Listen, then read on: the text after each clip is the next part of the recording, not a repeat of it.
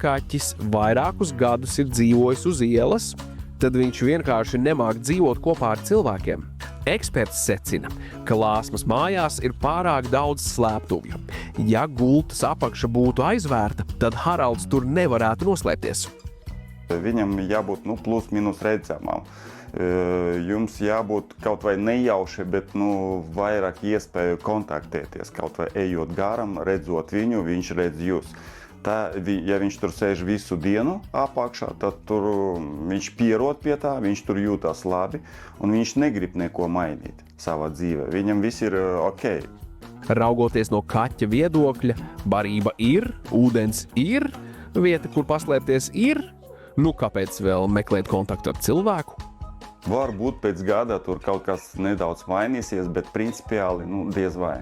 Viņam tāpat ir labi. Lai stāstam būtu veiksmīgāks, kas beigas, tad es domāju, ka vajag padarīt pirmajām kārtām jūsu telpu tā kā atvērtāku viņam, un lai nebūtu viņam iespējas paslēpties.